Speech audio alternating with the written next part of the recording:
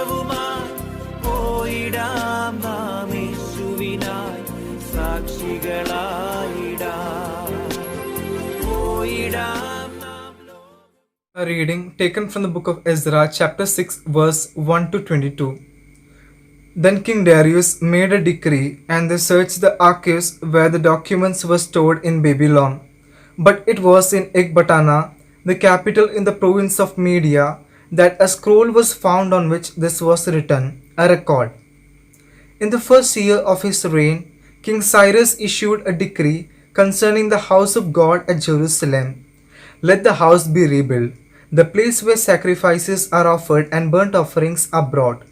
Its height shall be 60 cubits and its width 60 cubits. With 3 courses of hewn stones and 1 course of timber, let the cost be paid from the royal treasury. Moreover, let the gold and silver vessels of the house of God, which Nebuchadnezzar took out of the temple in Jerusalem and brought to Babylon, be restored and brought back to the temple in Jerusalem, each to its place. You shall put them in the house of God. Now you, Tattenai, governor of the province beyond the river, Shethar-bozenai, and you, the associates, the envoys in the province beyond the river, keep away. Let the work on this house of God alone. Let the governor of the Jews and the elders of the Jews rebuild this house of God on its site. Moreover, I make a decree regarding what you shall do for these elders of the Jews for the rebuilding of this house of God.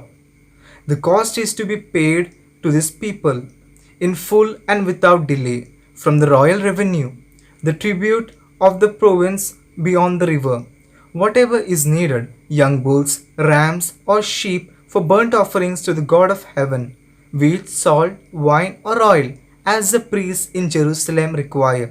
Let that be given to them day by day without fail, so that they may offer pleasing sacrifices to the God of heaven and pray for the life of the king and his children.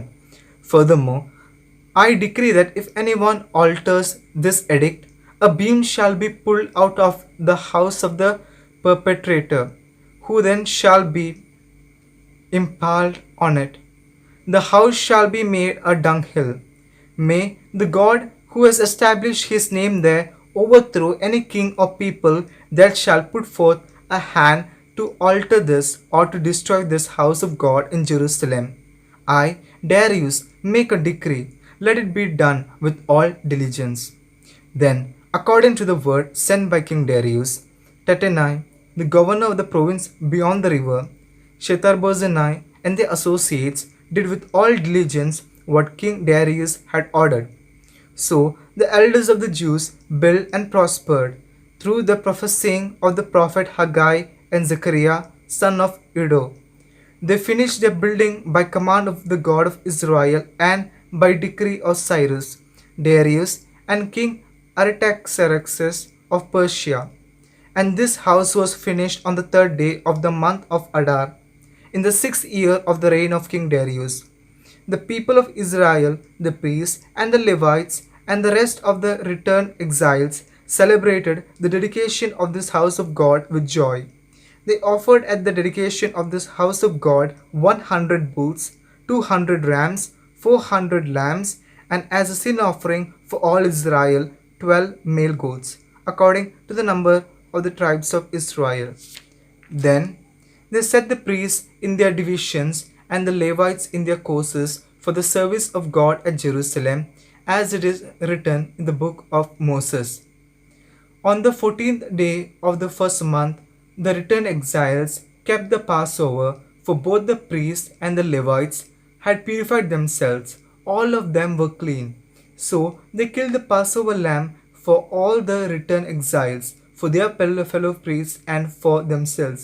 It was eaten by the people of Israel who had returned from exile, and also by all who had joined them and separated themselves from the pollutions of the nations of the land to worship the Lord, the God of Israel.